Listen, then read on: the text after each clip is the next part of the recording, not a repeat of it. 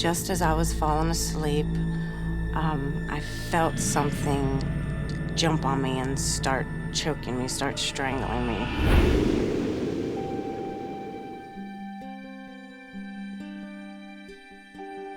I was a single parent of a 3-year-old little boy. Lived in a small one-bedroom apartment, and it was going on like 1 o'clock in the morning. My little one was in bed, and it was time for me to go to bed also.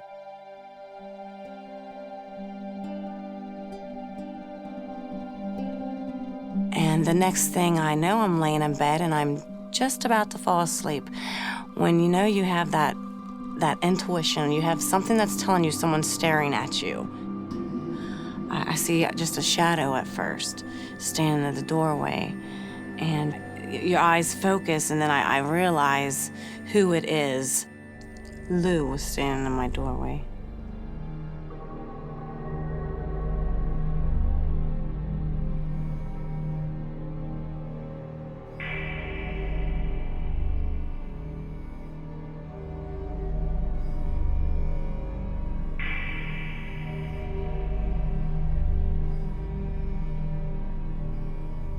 Since I was single, I wasn't, willing to have a man around. And she was okay with that. He actually had a place that he could be, but her and the kids didn't have a place to be. She was there for a couple months.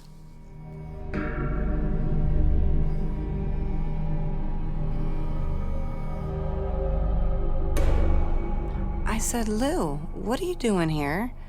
And he said, I'm looking for Kim. I said, Lou, now you know Kim's been gone for quite a while.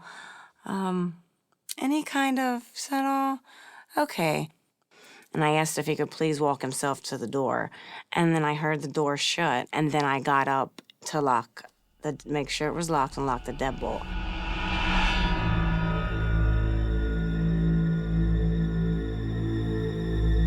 I went back to bed, and just as I was falling asleep, I felt something jump on me and start choking me, start strangling me.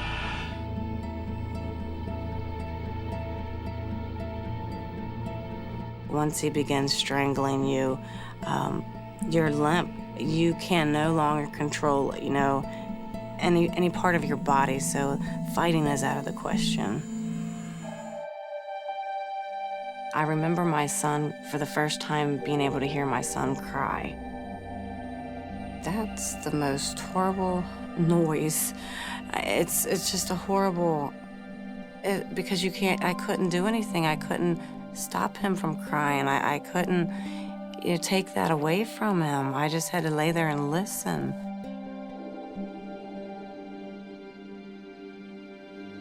The only thing that I can recall would be a smell, and that would be the strong odor of alcohol.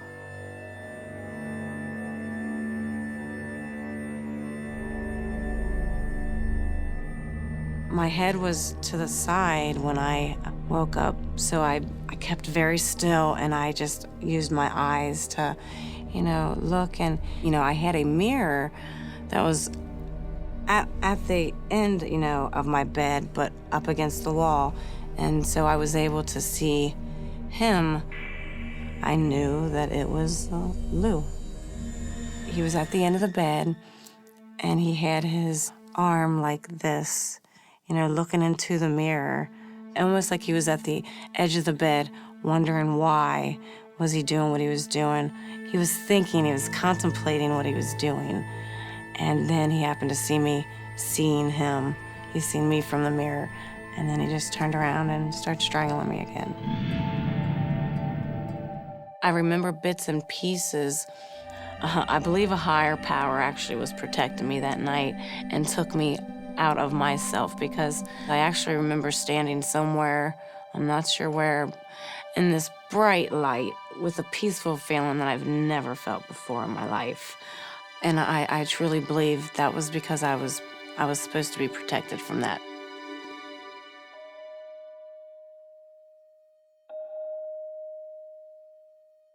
His cry stopped so abruptly, it just stopped. And I realized that he had punched him in the face and knocked him out. He immediately was back on top of me, strangling me again. I really believe that hearing him cry was something I needed to hear that at the time. It was a good thing because he kept me fighting. He kept me not wanting to give up.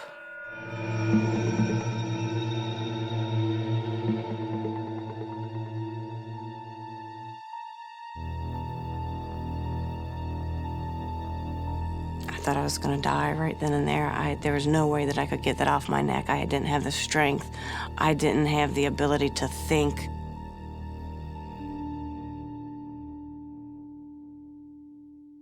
And I happened to look down, and my 3-year-old had gotten out of bed. And I remember I was standing in the bathroom looking at myself in the mirror, wondering how am I going to, what can I do? You know, and scared and almost giving up. And here this 3-year-old is with a pair of scissors, kind of handing them up to me like he's handing you a book or something. You know, he was 3 years old. He didn't have a clue of what was going on, yet he knew how to make it all better. I went and tried to make a phone call, but he had cut all my phone cords.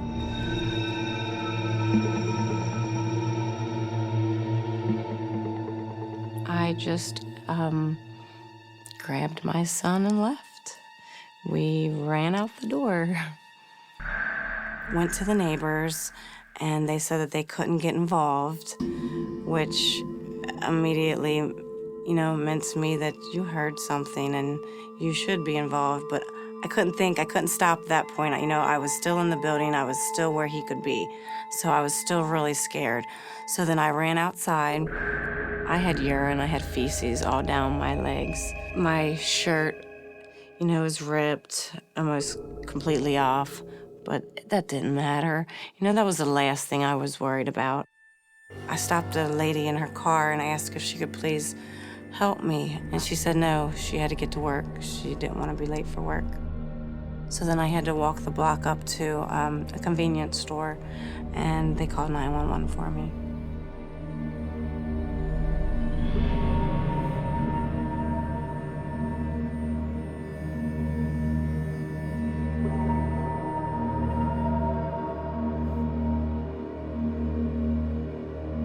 He stole my youth, he stole my dreams. He gets to live his life, and I don't get to live my life. And I just think it's quite unfair.